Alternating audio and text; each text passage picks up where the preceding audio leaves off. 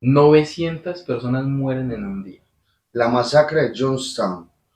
Es interesante saber que hubo una persona que ocasionó un suicidio colectivo garrafal.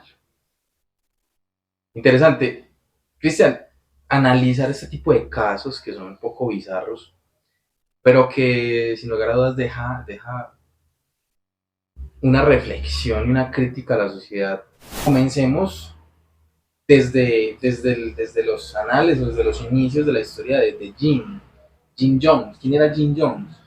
Bueno, vamos a comenzar a introducirnos un poco dentro de la figura social de Jim Jones. Jim Jones es un prototipo de persona que llega con ideas nuevas en una época muy conservadora y muy tradicionalista.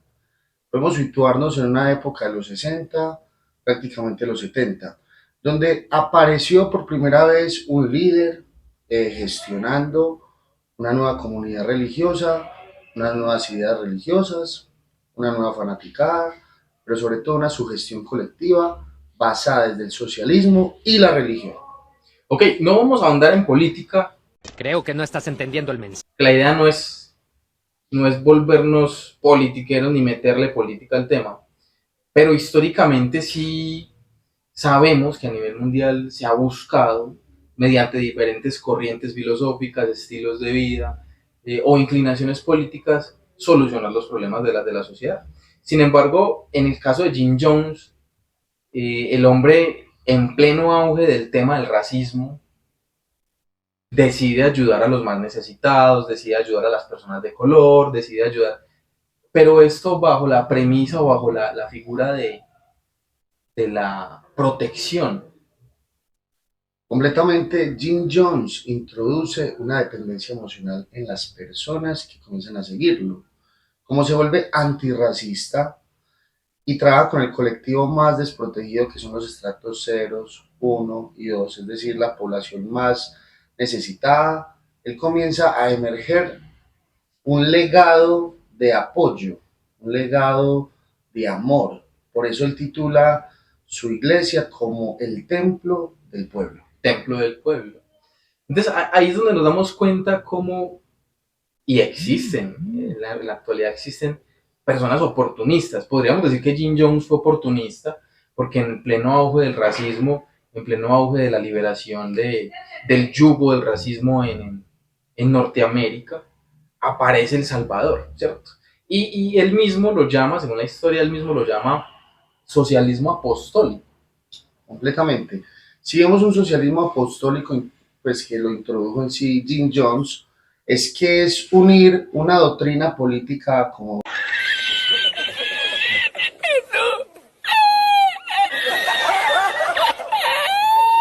comunismo, uniéndolo con un delirio colectivo, que es en este caso lo divino, lo mesiánico, es decir, que él se daba a entender como una persona que representaba un Mesías contemporáneo en su época y podía desde lo divino comenzar a manipular colectivamente las masas. Ahí es donde nos damos cuenta cómo la religión y la política han estado mezcladas todo el tiempo. Y en el caso de Jim Jones, notamos cómo él empieza a crear una iglesia en donde empiezan a incrementar sus feligreses, sus seguidores, que normalmente la categorización o el tipo de personas, como lo decía Cristian ahorita, eran personas más desfavorecidas, ancianos, personas mutiladas, personas quizás ex convictos.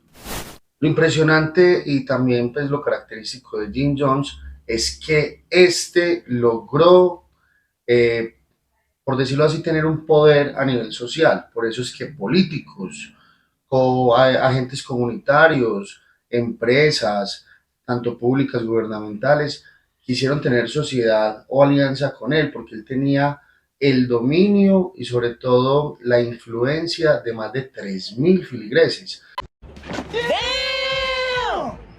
Ya que fueron notando otras personas, otros agentes externos, como por ejemplo otro tipo de religiones, otro tipo de personas, de que Jim tenía pues obviamente unas tendencias de esclavitud, de extorsión, de querer pues obviamente también manipular toda la parte financiera de sus feligreses. Eso entonces hace que él sea un líder delirante y que comience a deteriorarse su parte psicológica.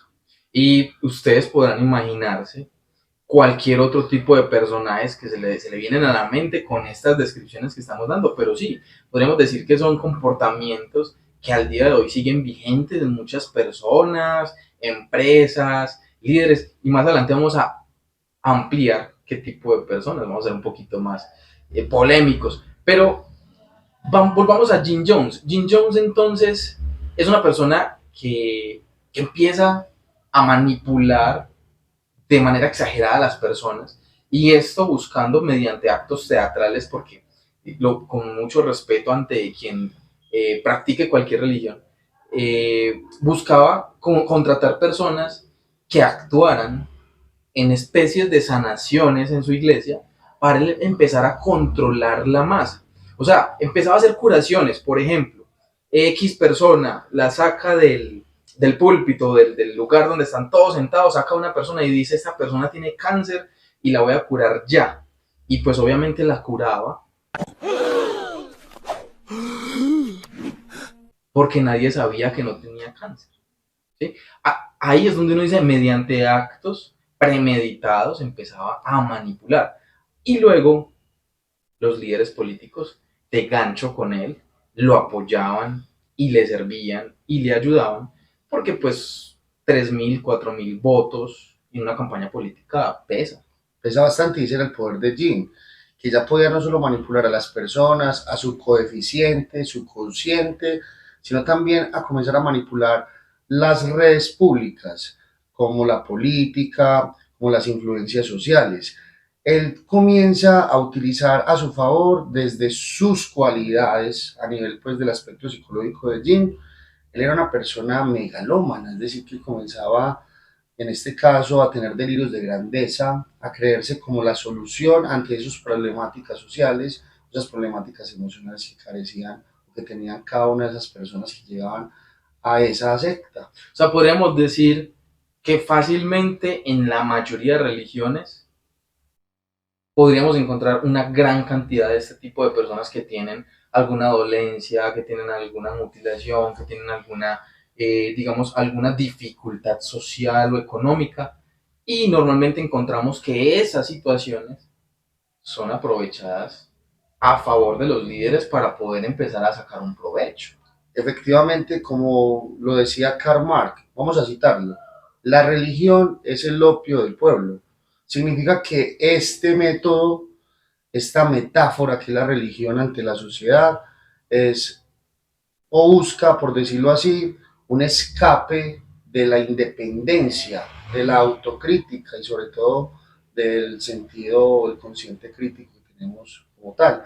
Entonces, claro, esto fue, por decirlo así, generando un discurso atractivo que en palabras más o palabras menos fuera drogando a esta masa y así pudiera hacer lo que él quería.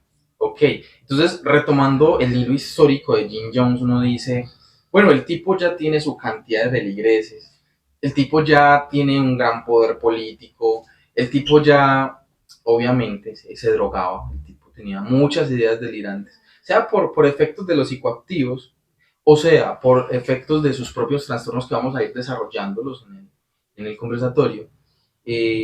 Finalmente empezó a tener un nivel de persuasión, su retórica era monstruosa. Tengo miedo, tengo miedo, tengo miedo, tengo miedo. Y claro, se llevaba para donde quisiera a sus feligreses. Ahora, luego empezamos a notar a un Jim Jones tan trastornado que empieza a querer crear su propio mundo, como su propio Edén. ¿Cómo es que empieza a suceder esto? El de crear su propio paraíso, su propio Edén o lugar de salvación.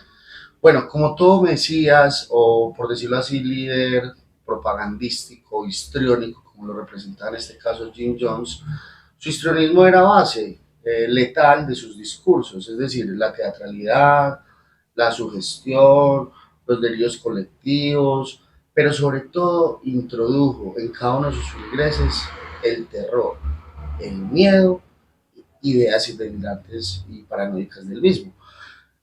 Él comenzó a tener problemas con temas de derechos humanos, es decir, que sus feligreses conllevaban a tener en algún momento algún compromiso laboral con él y esto fue visto públicamente como esclavitud.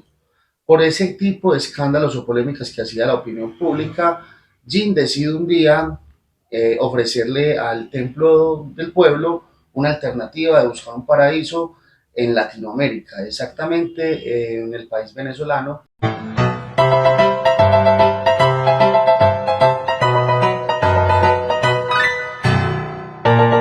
Al lado de Venezuela, sí. Entonces en este caso él conlleva una misión de trasladar su comunidad, sus filigreses, su filosofía y sobre todo su doctrina religiosa al paraíso.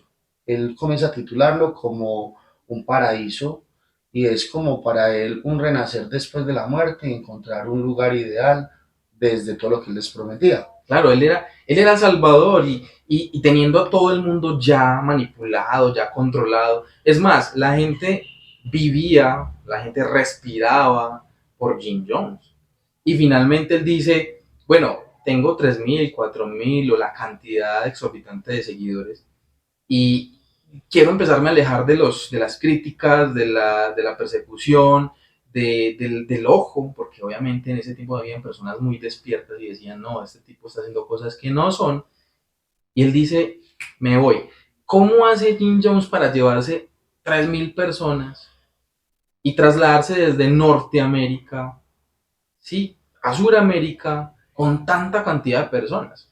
Obviamente tuvieron que sacar su pasaporte, tuvieron que invertir. Jones no sacó dinero para nada, todo el mundo tuvo que autogestionarse. Sin embargo, alcanzaron a trasladarse más o menos unas 1.000 personas. Sí, entonces de esos 3.000 feligreses que ya tenía el Templo de Dios en esa época en San Francisco, que era como la sede principal de ellos, de esos 3.000 feligreses solamente de aproximadamente 950.000 feligreses quisieron adoptar esa nueva ruta, esa nueva propuesta de Jin y llegaron hasta allá a un lugar ya previamente elaborado donde ellos iban a tener una filosofía de autosostenibilidad, es decir, que iban a comenzar a sembrar, iban a comenzar a crear una ciudad, un patrimonio no solo religioso, sino también un patrimonio social, cultural, que conllevara un trabajo arduo de esta parte comunitaria y los llevara pues a tener lo que él quería que tuvieran todos, sus casas, sus identidades. Con respecto al pasaporte fue algo ya pues viéndolo de una parte antisocial. Jin comenzó a aprovechar los pasaportes de estos filigreses y comenzó a reclamar sus seguros sociales, sus, por decirlo así, sus subsidios o esos aportes gubernamentales que le daba el gobierno de Estados Unidos.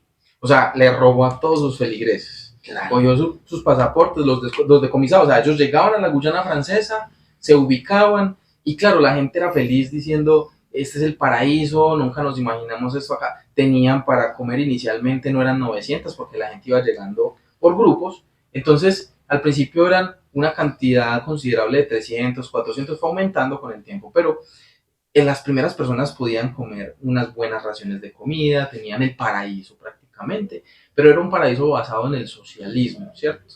En todos trabajar para que a todos nos vaya, digamos, igual, pero finalmente el panorama empieza a cambiar cuando empiezan a suceder un montón de situaciones que tienen que ver con las técnicas o tácticas de manipulación, llamémoslos tácticas porque técnicas sería entonces considerar que es algo positivo. Sin embargo, entonces entendemos que una de esas tácticas que utilizaba Jim Jones para su manipulación era sembrar el terror, como habías dicho ahorita. Claro, entonces vemos cómo la propuesta o la ideología política religiosa que él quería con su comunidad fue basándose desde el comunismo y el socialismo, pero ya luego como un gran dictador religioso, podríamos acuñar este término, fue cosechando en este caso un aire más autoritarista, algo más totalitarista, como lo hizo en algún tiempo Mussolini, o lo hizo en algún tiempo Adolf Hitler, que ya era un estado donde la totalidad de la decisión la tomó una sola persona y era basado en un régimen autoritario por esa misma persona, lo que ahorita tiene Corea del Norte con Kim Jong-un y todas esas dinastías de los Kim Jong. Claro. Entonces, la falta de pensamiento crítico. Uno dice, prefiero quedarme viendo todo el día TikTok miles de cosas que no me van a de pronto argumentar o me van a permitir crecer la razón. Y ese tipo de personas en ese tiempo no tenían TikTok, pero sí tenían muchísimas otras distracciones que les impedían crecer de pronto desde un punto más intelectual, desde el desarrollo del pensamiento crítico. Entonces, ¿qué pasó cuando Jim Jones empezó a fantasear, ¿sí? Con sus tácticas de manipulación y decirles al pueblo, decirles, el mundo de allá afuera nos quiere hacer daño. El mundo de allá afuera es el enemigo. El mundo de allá afuera va a coger sus hijos y los va a desmembrar en frente de ustedes. Sembró de una manera tan, digámoslo, espectacular desde el punto de vista de, de la forma tan detallada en que lo logró, que la gente realmente lo veía como un salvador. A pesar de que con el tiempo ya sumando casi las 1000 personas dentro de ese campamento, Johnstone, allá en la Guyana francesa, ya las personas no tenían las raciones para alimentarse completas, algunas empezaron a desertar y al desertar pues se dice que sufrían qué tipo de situación. Bueno, entonces él comenzó a implementar el terror, el caos, con discursos muy emocionales. Se dicen algunos historiadores que Jin tenía una capacidad de emocionalizar, de hacer de que las personas externalizaran sus catarsis y se identificaran con las supuestas salvaciones que él tenía desde el templo del pueblo.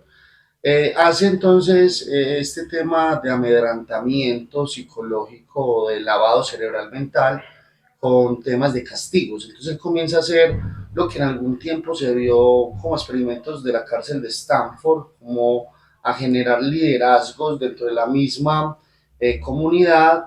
Tenía un grupo selecto de personas que eran los dirigentes o los vigilantes o los guardias o los policías, por decirlo así, y eran los que perseguían a aquellos revelados. ¿Quién eran los revelados?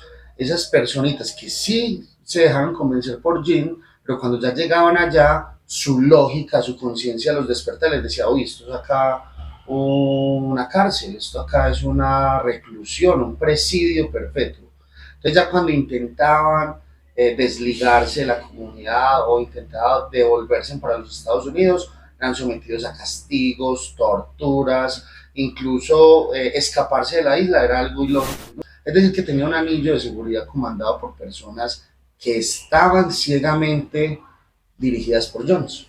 Hay un capítulo de Los Simpsons, vamos a dejar el Capítulo en en los comentarios, exacto, y pueden ver que es una crítica, es muy interesante, cuando yo me lo vi me reí mucho, pero también me dejó como un vacío existencial de, venga, pues, pucha, qué crítica tan directa, ¿cierto? Pero me llamó mucho la atención porque al combinar, o sea, usted ve un documental de Jim Jones o ves este directo, este video, y luego vas a ver el capítulo, te lo recomiendo, vas a empezar también a desarrollar un pensamiento crítico y vas a lograr notar que aún hoy en día tenemos personajes y entidades y etcétera que actúan exactamente igual o peor, ¿sí? Claro. Y Jim Jones, por ejemplo, obligaba a sus feligreses a hacer propagandas ya estando allá en la Guyana, en el paraíso que él creó.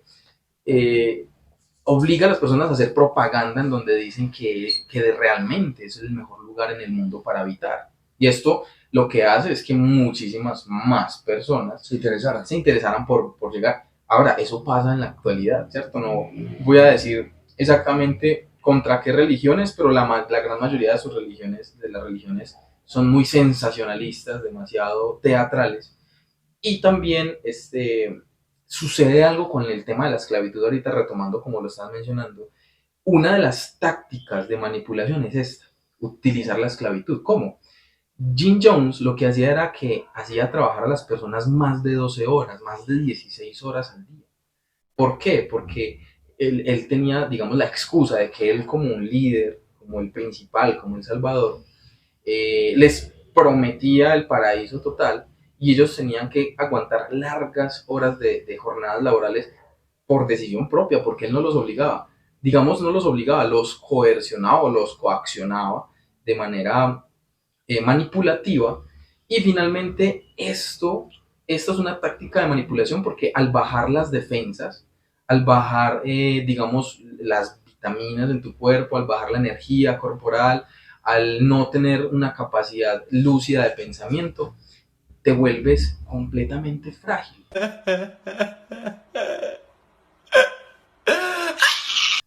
¿Sí? Ante las palabras de un manipulador que tenga una retórica muy fuerte. Voy a poner un ejemplo. Hace algunos años un amigo me invitó, ¿sí? Te cuento, a una reunión de liderazgo, esto de gente, sí, coach, el super coach, que son los que te sacan, digamos, el espíritu del lobo que llevas por dentro, el espíritu líder. Y resulta que, no, pues yo encantado ayudándole a mi amigo, solamente había que pagar 1.800.000 por sesión, era muy económico, entre comillas. Y resulta que finalmente yo en ese tiempo no tenía, y él estaba tan emocionado, ya estaba tan manipulado por ese tipo de coach, ese tipo de organizaciones de liderazgo, que él dijo, yo te pago porque eso te va a cambiar la vida.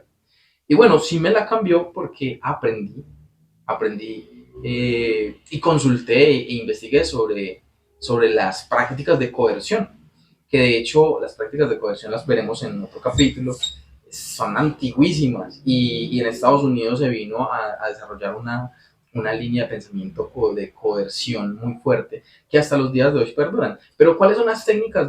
A eso era lo que quería llegar, las tácticas de manipulación de estas organizaciones. Y te dicen primero que todo que antes de ir vayas en ayunas. Claro. Entonces hay que tener cuidado primero. El tema fisiológico. Sí, tema fisiológico, que no tenga defensas, que no tenga nada en el estómago, que sus niveles energéticos bajen.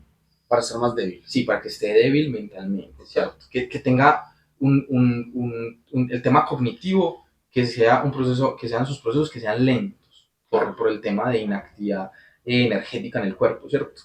Primero. Segundo, empiezan a entrarte en una locación, en un lugar en donde está totalmente cerrado y el sistema de enfriamiento, o lo que llamamos pues acá aire acondicionado. El aire acondicionado lo ponen full frío. Claro. ¿Qué es lo que haría el tema de la temperatura en el cuerpo? Cuando es full frío, debilita totalmente. Entonces, sumamos una táctica de manipulación. O sea, la manipulación no solamente son palabras, la manipulación también es tener todo un espectro de organización de un ambiente, una logística propicio, una logística, exacto, para que estés predispuesto a ceder de lo que los otros te digan. Entonces, se reúnen esas condiciones. Y luego, por último, están los discursos sensacionalistas, en donde ya por estudios, bueno, no tengo ahorita a quién citar, después les debo la cita, pero... Déjenos en los comentarios qué organizaciones creen ustedes que utilizan estas tácticas. Sí, pongan en los comentarios qué organizaciones, qué líderes, qué personas creen ustedes que pueden llegar a tener tácticas de manipulación, como las que acabamos de mencionar. Bueno, y el tema de los discursos sensacionalistas es que ellos utilizan primero utilizan un tono suave para hablar. Pausado, tranquilo. Elocuente. Sí, la voz más tranquila que tú conozcas. Pero de un momento a otro empiezan a hablarte con una energía emocional. Sí, que como tú estás tan débil, esos cambios emocionales en tu cerebro comienzan a activar. Hacen un... Entonces, ahí es cuando tu emocionalidad tiene esa arritmia, que no es plana, sino que es una arritmia, vas bajando, vas suave, y de un momento a otro te suben las emociones, tu nivel energético empieza a sufrir, y mentalmente hay personas que pueden llegar a tener shocks. Esto sucede en muchas religiones. Epilepsias. Tienen epilepsias. Sugestiones. Exacto. De hecho, es tan fuerte que la gente piensa que esto es un tema realmente divino. la gente dice, no, eso sí tuvo que ser Dios, o eso sí tuvo que ser el diablo, pero realmente cae la gente o por actuación al piso para terminar de convencer al resto, o cae la gente realmente por un ataque epiléptico o por un shock, ¿sí? Un shock que tiene mental. Entonces, algunos, yo recuerdo ese día, fue impresionante. Yo obviamente fui muy alimentado porque no sirvo para estar todo un día sin comer. Y, y yo era más un espectador que un participante activo. Claro. Y me tocó ver gente que cayó al suelo llorando, desesperada, les activaron las emociones, les abrieron una puerta emocional, porque yo recuerdo que utilizaron el tema de vas a traer a tu mente el recuerdo más duro y más triste de tu vida. O sea, los momentos de necesidad. Sí, a través de una técnica psicológica, porque eso es una técnica psicológica en terapia, el traer los recuerdos, el traer tus vivencias pasadas difíciles para empezar a hacer una apertura y un análisis. Esto se utiliza en psicología de manera correcta, en clínica, pero finalmente ellos lo utilizan dejándote esa puerta abierta y tu emocionalidad queda a tope.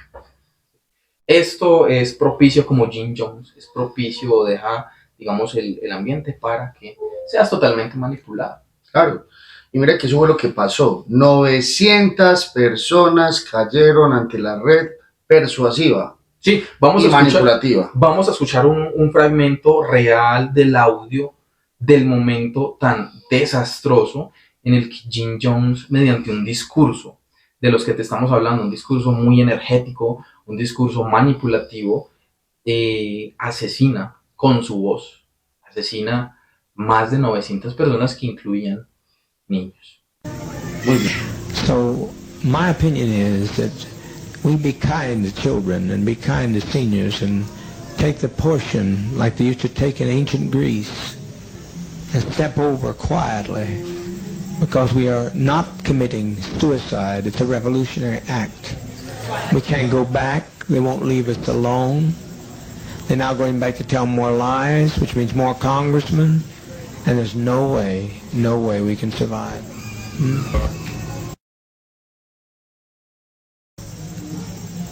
But to me, death is not a fearful thing. It's living that's treacherous.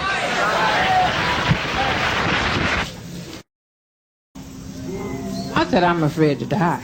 I don't By think no you are. means. I don't think you are. But I look at our babies and I think they deserve to live. I agree. You know? But also they deserve, what's more, they deserve peace. We all came here for peace.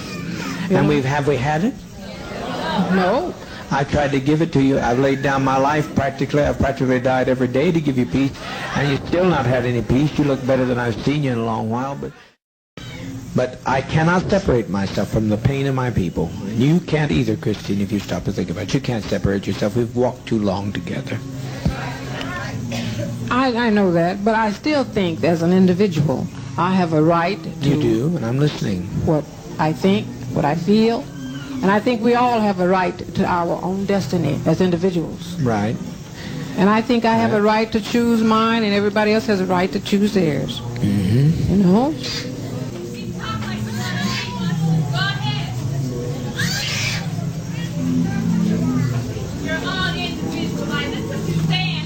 Said today, that's what 20 people said today with their lives. I think I still have a right to my own opinion. Well, you'll regret that this very day if you don't die. You'll regret it if you don't die. You'll regret it.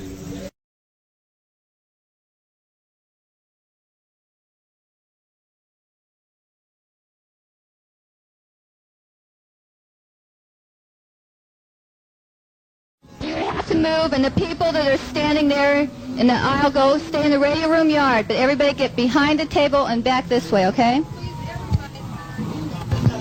There's nothing to worry about. Everybody keep calm and try and keep your children calm. And the older children can help love the little children and reassure them. Children aren't crying from pain. It's just a little bitter tasting, but they're not crying out of any pain.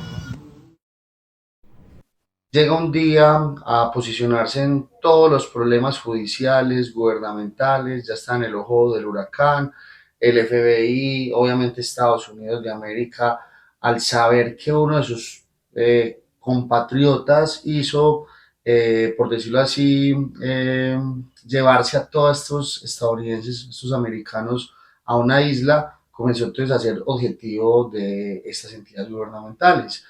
Claramente él comenzó a posicionarse desde los discursos de que el mundo externo iba a atacarnos y así fue. Comenzó entonces a llevar a cabo una semana o dos de su gestión donde manipulaba por medio de discursos caóticos y lleva a cabo un día donde él promete que luego de esa dosis letal, porque consistía era como en un jugo con unos venenos cargadísimos, hiciéramos un brindis y luego nos encontrábamos en el paraíso para la vida eterna. La verdad, vamos a dejarles en este mismo momento imágenes del suceso, cómo se enfoca desde una panorámica de las alturas de helicópteros de esa época